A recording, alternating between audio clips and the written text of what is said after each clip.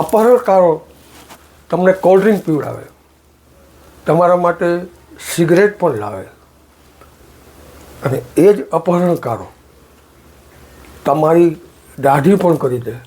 એવું ક્યારે સાંભળ્યું છે? હું આજે એક કિસ્સાની તમને વાત કરવાનો છું. આ કિસ્સો તો આમ જુઓ તો સૌરાષ્ટ્ર, કચ્છ અને ગુજરાતનો બહુ જ સુપ્રસિદ્ધ કિસ્સો છે, ભાસ્કર પરેશ અપહરણકાંડનો, કે જેમાં હજી ગયા જ મહિને 41 આરોપીઓને સેશન્સ કોર્ટે નિર્દોષ છોડી દીધા.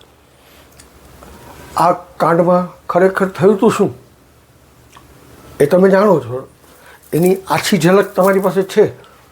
પણ હું તો આ બંને અપહત વ્યક્તિઓ, ભાસ્કર પારેખ અને પરેશ શાહ, આ બંનેમાંથી પરેશ શાહ જ્યારે અપહરણકારોની ચુંગાલમાંથી પોલીસ એને છોડાવી લાવી ત્યારે હું એમને રૂબરૂ મળેલો અને એમની સાથે અપહરણ વખતની વાતો કરી હતી. આ તમામ વાતો હું તમારી સાથે શેર કરીશ.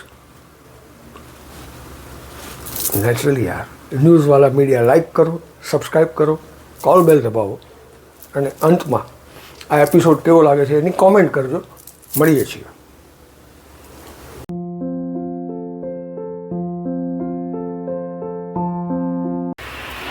શનિવારની રાત મહારાષ્ટ્રની હોય કે ગુજરાતની હોય, આપણા માટે અલ્ટિમેટ રાત હોય છે. અને ભલે ને ગુજરાત ડ્રાય સ્ટેટ હોય, શ્રીમંતોને માટે તો એ ડ્રિંક લેવાનું પણ રાત હોય છે. બસ આવા જ એક શનિવારે ભાસ્કર પારેખ અને પરેશ શાહ અને બીજા બે મિત્રો પોતાના ફાર્મ ઉપર નાનકડી પાર્ટી કરવા માટે ગયેલા. રાત્રે 1-1:30 વાગે એ લોકો રિટર્ન આવ્યા. દરમિયાન એવું થતું હોય છે કે ઘણી વખત ડ્રિંકની અવળી અસર પણ થાય, એટલે ભાસ્કરે એકાદ વોમિટ કરી હતી. એટલે પરેશ શાહ, એમના મિત્ર પરેશ શાહે એમ ઈચ્છ્યું કે ભાઈ ગાડી હું ડ્રાઈવ કરું છું અને તને ઘર સુધી ઉતારી જાઉં છું. એ વખતે ભાસ્કર પારેખ રાજકોટના પ્રહલાદ રોડ વિસ્તારમાં રહેતા હતા, અને એટલે એ માટે ગાડી લેવામાં આવી. અને ગાડી, જે લોકો રાજકોટના લોકેશનને સમજે છે, એની ટોપોગ્રાફીને જાણે છે, એ લોકોને ખબર છે કે ગેસ્પોર્ટ ટોકીસથી એ જ્યારે ટર્ન લેવા માટેની ટ્રાય કરતા હતા ત્યારે એક ગાડી આડી આવી. એટલે પરેશ શાહે ગાડી પાછળ લેવાની ટ્રાય કરી તો બીજી ગાડી પાછળ આવી.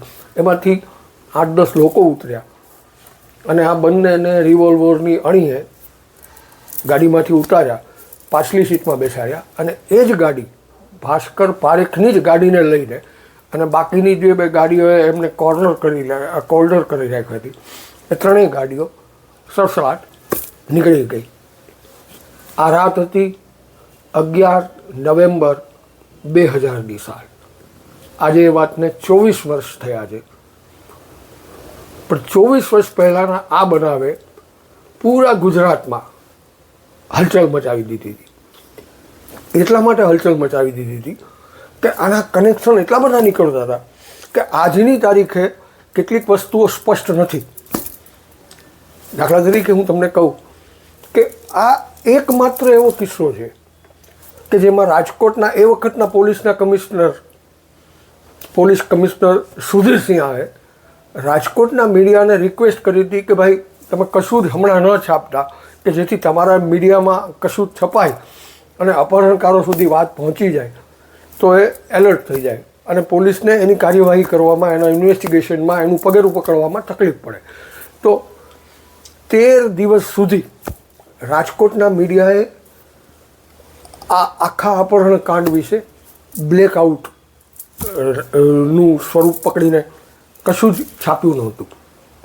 આ એ બનાવ છે કે જેમાં પહેલો આ અપહત વ્યક્તિ પરેશ શાહ અપહરણકારોની ચુંગાલમાંથી 14 દિવસે છૂટેલો, અને આ અપહરણકાંડનો મેઇન હીરો, જેના માટે આ અપહરણનું આખું સેટઅપ ગોઠવાયેલું, એ ભાસ્કર પારેખ 21મા દિવસે રાજકોટ આવેલો પાછો. એમ કહેવાય છે કે અપહરણકારોએ આ બંનેને છોડવા માટે અથવા તો ભાસ્કરને છોડવા માટે પહેલાં 20 કરોડ રૂપિયાની માંગણી કરી હતી. હવે તમે વિચાર કરો, 24 વર્ષ પહેલાંના 20 કરોડ. અને એ પછી એ પણ કહેવાય છે એવું કે 3 કરોડમાં મામલો ફાઇનલ થયો હતો કે ભાઈ 3 કરોડ રૂપિયા આપવામાં આવશે, અને એ માટેના 1.5 કરોડ ચૂકવાયા હોવાનું પણ કહેવાય છે. એ 1.5 કરોડ ચૂકવાયા પછી ભાસ્કર પારેખને છોડવામાં આવેલો. પણ આ આખી ઘટનાની હાઇલાઇટ છે એ છે કે જ્યારે ખરેખર ભાસ્કરને અને પરેશને અપહરણ કરી દેવામાં આવ્યા ત્યારે એના ફાધર અને રાજકોટની ફેમસ જ્વેલર શિલ્પા જ્વેલર્સના માલિક પ્રભુદાસ પારેખ કલકત્તા હતા. અને અપહરણકારોએ જ્યારે આ લોકોનો કોન્ટેક્ટ કર્યો ત્યારે પ્રભુદાસભાઈ મારતા ફ્લાઇટે રાજકોટ આવી ગયેલા. અને રાજકોટ આવ્યા પછી એમણે જે કરવાનું હતું, ચિંતા કરવાની હતી અને અપહરણકારોના ફોન આવે તો એને હેન્ડલ કરવાના હતા, એ બધી વિધિઓ એ દરમિયાન કરી. 2000ની સાલમાં તમે વિચાર કરો કે ભાસ્કરને છોડવા માટે જો 1.5 કરોડ રૂપિયા આપવામાં આવ્યા હોય તો એ કેવડી રકમ થઈ હશે. એનો આઈડિયા તમને એ વાત ઉપરથી આવે કે 2000ની સાલમાં સોનાના બિસ્કિટનો ભાવ 44-45 હજાર રૂપિયા હતો. એનો અર્થ એ થયો કે ભાસ્કરને છોડવા માટે 350 બિસ્કિટ, સોનાના બિસ્કિટ ચૂકવવામાં આવેલા. અને આ એવી, હવે તમે સમજી શકો છો કે આવડી મોટી વાત હોય તો કેવો કોન્ટ્રોવર્સી થાય, કેટલી ચર્ચાઓ થાય. એ વખતે તો રાજકોટની સોની બજારમાં તમે પગ મૂકો ને એટલે તમને કંઈક નવી વાત જાણવા મળતી. એ વખતે મેં રિપોર્ટિંગ કરેલું છે. અને એવા જ કોઈક રિપોર્ટિંગના ભાગરૂપે હું પરેશ શાહને મળેલો. અને પરેશ શાહને જ્યારે પોલીસ છોડાવીને લાવી એ પહેલાં તો વાત જ એવી હતી કે આ પરેશ શાહનું જ કુંડાળું લાગે છે કે ભાસ્કરનું અપહરણ થયું. પરેશ શાહે તો મને ઇન્ટરવ્યૂમાં એ પણ કહેલું કે નરેશભાઈ, ઉપરવાળાનો આભાર માનો કે પોલીસે મને છોડાવ્યો. એન્કાઉન્ટર રાજસિંહ મેરનું થયું અને એને છોડાવીને લઈ આવ્યા પોલીસ. અધરવાઇઝ જો અપહરણકારોએ મને એમનેમ જ છોડી દીધો હોત તો રાજકોટ આવીને મારે ખુલાસા કરવામાંથી હું ઊંચો ન આવત ને છતાંય કોઈ મારી વાત ન માનત. બધા એમ જ માનત કે આ તો ભાસ્કરને ઉપાડી જનારાના સેટઅપમાં કે આ ષડયંત્રમાં પરેશ છે જ. પોલીસ લઈ આવી એટલે પરેશ શાહને ધરપત થઈ. અને એટલે એના 4 કે 5 દિવસ પછી જ અપહરણકારો પાસેથી પોલીસ એને લઈ આવી રાજકોટ. એના 4-5 દિવસ પછી જ હું પરેશ શાહને મળેલો. એની એક શોપ છે રાજકોટમાં, ત્યાં મળેલો. પરેશે ખૂબ બધી મારી સાથે નિરાતે વાત કરી હતી. એણે આખી વસ્તુ મને સમજાવી હતી કે એકચ્યુઅલી અમને ત્યાંથી લઈ ગયા ભાસ્કરની જ ગાડીમાં. અમે 3 ગાડી હતી જેમાં અમને પાછલી સીટમાં બેસાડી અને રાજકોટની બહાર ગોંડલ રોડ ઉપર અમને લઈ જવામાં આવ્યા. આ દરમિયાન એ લોકોને સતત એમ કહેવામાં આવતું કે તમે માથું નીચું રાખીને બેસો. એક વખત માથું ભાસ્કરે ઉપર કર્યું હતું તો ઓલાએ બંદૂકનો કુંડો માર્યો હતો કે જેનાથી એને લોહી નીકળ્યું હતું. પછી એ લોકોએ એ લોહી બંધ કરવાની ટ્રાય કરી હતી. ગોંડલ રોડ ઉપર પહોંચ્યા પછી ભાસ્કરની ગાડીમાંથી બંનેને ઉતારી લેવામાં આવ્યા અને બીજી ગાડીમાં બેસાડવામાં આવ્યા. અને એ પછી એ બંનેને એક કોલ્ડ ડ્રિંક દેવામાં આવ્યું, પીણું દેવામાં આવ્યું.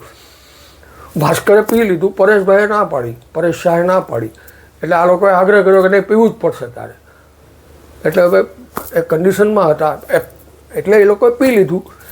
અને એ વખતે બંને એવું જ વિચારતા હતા કે ભાઈ આપણા હાથમાં ઘડિયાળ છે, ખિસ્સામાં પૈસા છે, આ બધું લૂંટવા માટે આ લોકો આવ્યા હશે એમ સમજીને જ ભાસ્કર સતત પૂછ્યા કરતો કે ભાઈ તમારે જોઈએ છે શું? એ કહે ને તમારે જોઈએ છે શું? એ બોલો ને.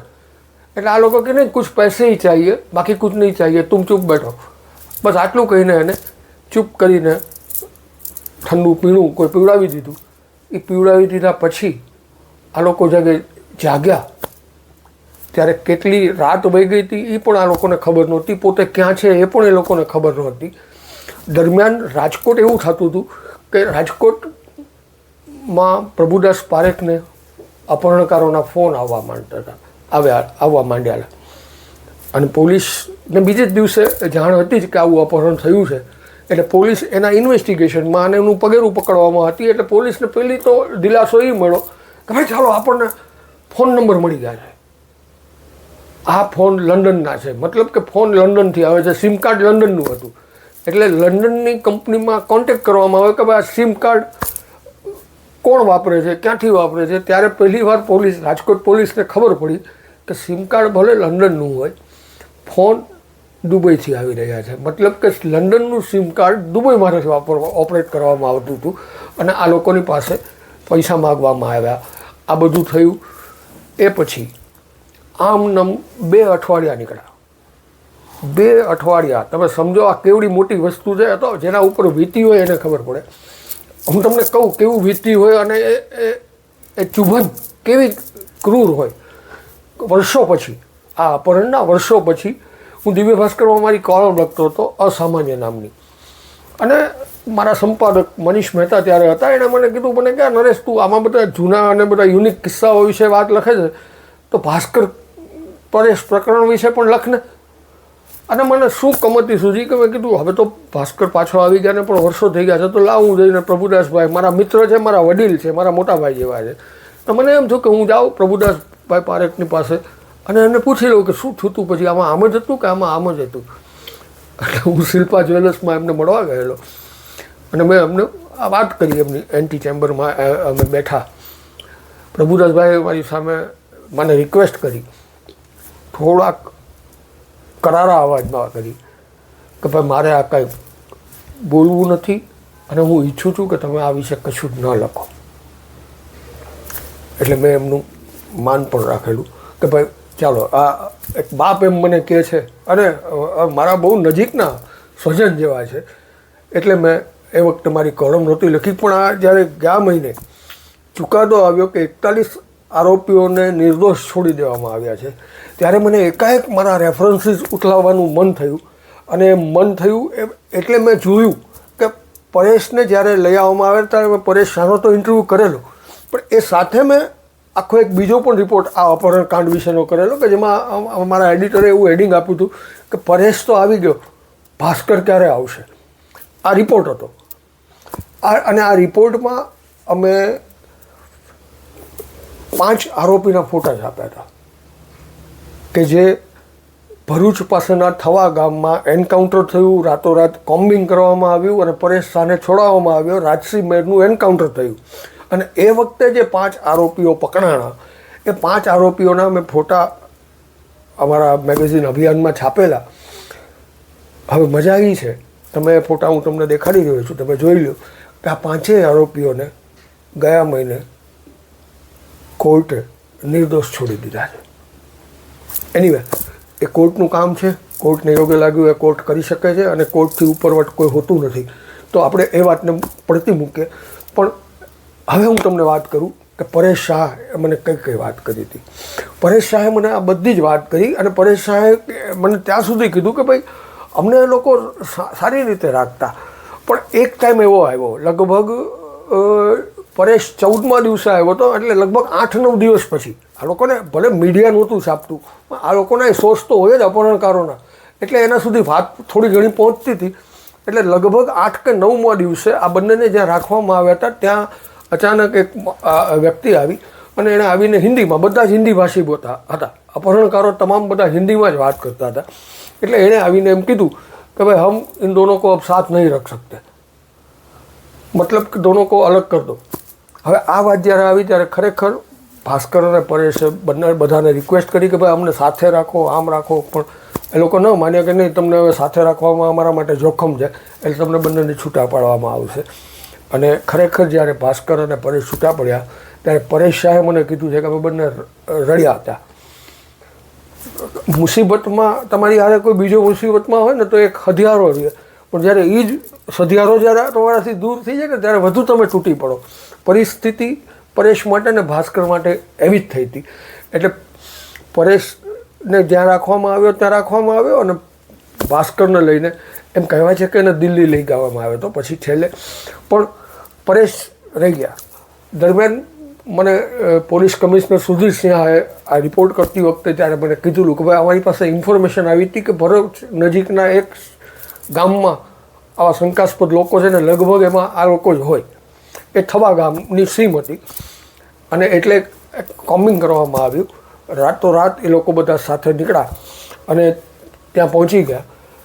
હવે અને પછી આ એન્કાઉન્ટર થયા. પરેશ શાહનું કહેવાનું મને એમ હતું કે જે શનિવારની રાતે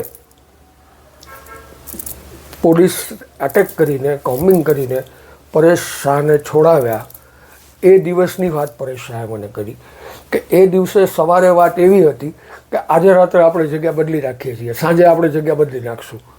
એટલે મેં કીધું કે ભાઈ હવે આપણે ક્યાં જવાના? તો કે એ જોશું આપણે. એમ કરીને એને રૂમમાં રાખી દેવામાં આવ્યા. 2 જણાને એની સામે રાખવામાં આવતા હતા અને વાત એવી જ હતી કે આજે સાંજે આપણે આને બીજી જગ્યાએ શિફ્ટ કરી દઈશું. કુદરતી કહેવાનું, કુદરતની જ કળા છે અને નિયતિની આ ચાલબાજી ગણો જે ગણો તે, સાંજે એવો નિર્ણય લેવાનો કે ભાઈ આજે નહીં, આપણે કાલે ટ્રાન્સફર કરશું. એટલે પરેશ શાહને એમ થયું કે ભાઈ ચાલો કાલ વાંધો નહીં, આજે નહીં, આપણને કાલે રવાના કરવામાં આવશે. દરમિયાન પરેશ શાહે તો 14 દિવસ સુધી જે પેન્ટ પહેરીને ગયા હતા એ જ પેન્ટ પહેરીને રાખ્યું હતું. આ લોકો એને ઉપરનું શર્ટ બદલાવવા માટે ટી શર્ટને આપતા હતા ત્યારે એણે એ પહેરેલા હતા અને એને એમ હતું કે બીજે દિવસે મારી ટ્રાન્સફર કરવામાં આવશે. પણ એવું થાય એ પહેલાં જ રાત્રે રાજકોટ પોલીસ અને એની ટીમ, એમાં બધા બહુ મોટા મોટા પોલીસ અધિકારીઓ હતા, એના નામ તો જાણીતા જ છે. તો એ લોકોએ ત્યાં કોમ્બિંગ કર્યું, સામસામા ફાયરિંગ થયા. એ ફાયરિંગમાં રાજસિંહ મેરનું એન્કાઉન્ટર થયું અને પરેશ શાહને જે રૂમમાં રાખવામાં આવ્યા હતા એ રૂમને દરવાજાને લાત મારીને તોડવામાં આવ્યું. ત્યારે પરેશ શાહને એમ થયું કે કંઈક શું થયું આ? પણ પોલીસ આવીને એમ કીધું કે અમે પોલીસ છીએ અને તારે ચિંતા કરવાની જરૂર નથી. ભાસ્કર ક્યાં છે? તો કે ભાસ્કર મારી સાથે નથી. તો કે એ ક્યાં છે? તો કે એને તો આ લોકોએ 5-6 દિવસ પહેલાં મારાથી દૂર કરી દીધો હતો. એટલે ભાસ્કર તો ન મળ્યો. પરેશ શાહ પોલીસના કબજામાં આવી ગયા. એ જ રાતે એટલે વહેલી સવારે એને રાજકોટ લાવવામાં આવ્યો અને એના પછીના થોડાક દિવસોમાં 4-5 દિવસ પછી હું પરેશ શાહને મળ્યો. આ ભાસ્કર અપહરણકાંડની વિગત મેં તમને કીધી કે મારું ચાલે તો હું તમને આખું પરેશ શાહનું નિવેદન તમને વાંચી સંભળાવું કે એક વ્યક્તિ અપહરણકારોની ચુંગાલમાં ફસાય પછી કેવું થાય. એટલે મેં આ પૂછ્યું હતું પરેશને અને પરેશ શાહે મને આ વાત કરી પણ હતી કે એ લોકો અમને કોલ્ડ ડ્રિંક આપતા, બિસ્કુટ આપતા, અમને લોકોને સિગરેટ પીવાની આદત હતી, અમે સિગરેટ માંગતા તો અમને સિગરેટ પણ આપી દેતા. એકચ્યુઅલી જ્યારે પરેશ અને ભાસ્કરને જુદા પાડવાની વાત આવી ત્યારે પહેલી વાત એ આવી કે ભાઈ તમને બંનેને જુદા પાડવાના છે, હવે તમે લોકો પહેલાં દાઢી બાઢી ક્લીન સેવ કરી નાખો. એટલે પરેશ શાહને રેઝર સાદું આપવામાં આવ્યું. પરેશ શાહે તો ક્લીન સેવ કરી નાખ્યું. પરેશ શાહ ત્યારે મૂછ રાખતા હતા, એ મૂછ પણ ઉડાડી દેવામાં આવી. એમ કહી દઉં અમે કે બધું ક્લીન સેવ કરો. વાત આવી ભાસ્કરની. ભાસ્કર તો શ્રીમંત માણસ છે, પૈસા ટકે સુખી સંપન્ન પરિવારનો બચ્ચો છે. એટલે એને ઓલા સાદા રેઝરથી દાઢી કરતાં ન ફાવી કે મને આવડતું નથી આ કેમ કરવું. એટલે અપહરણકારોએ એની દાઢી અને એની મૂછ ક્લીન સેવ કરી આપ્યા હતા. તો આવી વાત હતી. અને એ પછી પરેશ શાહને જ્યારે રાજકોટ લેવામાં આવ્યા હતા પછી હું એને મળ્યો, પણ એ પહેલાં મેં સુધીર સિંહાને પણ પૂછેલું કે સાહેબ તમે આને લઈ આવ્યા છો, હવે તમને શું લાગે છે કે આ ભાસ્કર માટે તો આ જોખમ થઈ ગયું. ત્યારે સુધીર સિંહે મને એમ કહેલું કે અમને એમ લાગે છે કે પરેશને છોડાવી લીધો ને એટલે ભાસ્કરના છૂટવાના ચાન્સીસ વધુ છે. એની સામે એ પણ હકીકત છે, આ સુધીર શાહના શબ્દો છે, કે અમે પ્રભુદાસ પારેખને કીધું છે કે તમારે જે કરવું હોય, જેમ કરવું હોય, જે રીતે કરવું હોય એ રીતે તમે આગળ વધજો. પોલીસની સૂચનાનું પાલન કરવાનું. કે ઘણી વખત શું આપણે ફિલ્મોમાં અને વેબ સિરીઝમાં એવું જોયું છે કે પોલીસ એમ કહેતી હોય કે પૈસા ન દેતા, એનો ફોન આવે તો એને ખાલી ખોટી જગ્યાએ ભેગા થવાનું, કે આવી બધી વાતો ફિલ્મી જ હોય છે. વાસ્તવિકતા જુદી હોય છે અને એ ભાસ્કરના કિસ્સામાં સાબિત થઈ કે પોલીસે જ એમ કીધું હતું પ્રભુદાસભાઈ પારેખને કે તમે તમારી રીતે જે સેટલ થતું હોય એ કરજો. અને સેટલ એણે કર્યું જ હશે હું માનું છું, કારણ કે ત્યારે તો એટલા બધા નામો ઉછળેલા. એક ભોગીલાલ દરજીનું નામ પણ હતું, એક રાજુ ઉનડકટનું પણ નામ હતું, જેની દુબઈની ઓફિસમાંથી આફતાબ અંસારીને આ બધા લોકો આ અપહરણકાંડને હેન્ડલ કરતા હતા. હું રાજુ ઉનડકટને પણ રાજકોટમાં જ્યારે ડિપોર્ટ કરીને દુબઈથી રાજકોટ લઈ આવવામાં આવ્યો ત્યારે હું એને પણ મળેલો, એની સાથે પણ મારે વાત થઈ હતી. એણે જ મને આ વાત કરી હતી કે ભાઈ હું આમાં પ્રકરણમાં કંઈ છું નહીં, પણ એ લોકો મારી ઓફિસ વાપરતા હતા. હવે એ મને ખબર નથી કે એ લોકો ત્યાં શું કરતા હતા. તો ભાસ્કર પરેશ અપહરણકાંડની મારો આ એપિસોડ મેં તમને કીધું, મારો આ એક્સપિરિયન્સ તમારી સાથે શેર કર્યો. આ એપિસોડ તમને કેવો લાગ્યો? બસ મળીએ છીએ.